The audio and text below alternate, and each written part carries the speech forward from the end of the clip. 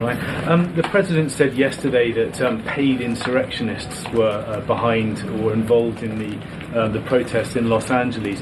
Does the White House have any more details about who they believe is paying these protesters? The president spoke about this last night when he returned from Fort Bragg, because frankly the president has a lot of common sense. And if you look at some of the imagery that we have received from the Department of Homeland Security and ICE and law enforcement who are on the ground, you will see boxes and boxes of very professionalized masks and rioting equipment being dropped off for these protesters. So it's a good question the president is raising, and one we are looking into, about who is funding these insurrectionists and these rioters and these protesters and these illegal criminals. And I have updates for you on the numbers, by the way. Since June 6th, there have been 330 illegal aliens that have been arrested as part of these riots in Los Angeles.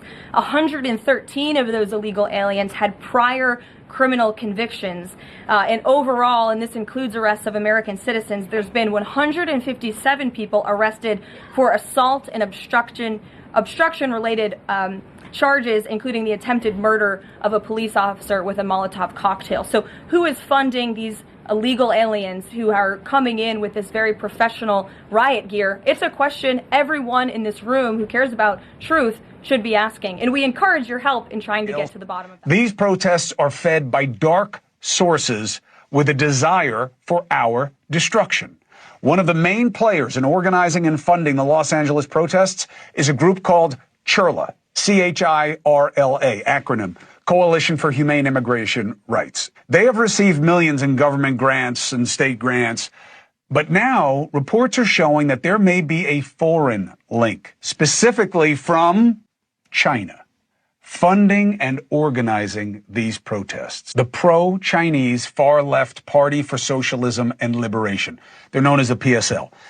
They are working with CHIRLA, helping fund the protests in Los Angeles and maybe elsewhere.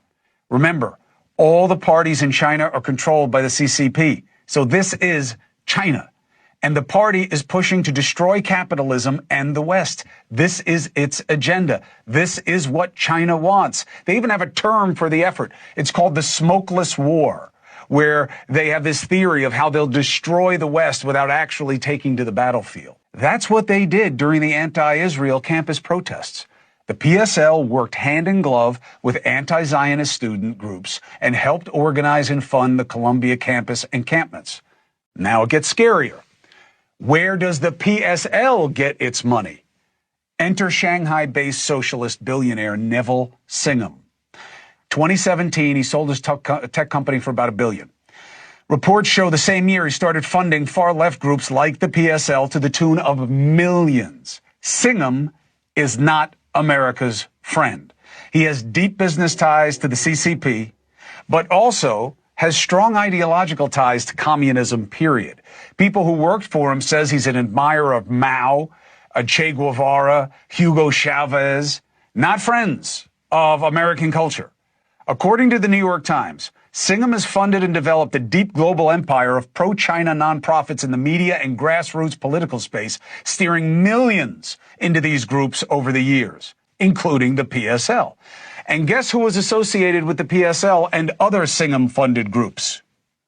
Elias Rodriguez. Ring a bell? This scumbag, the 30-year-old Chicago man who murdered 2 Israeli staffers in cold blood last month to make a political point.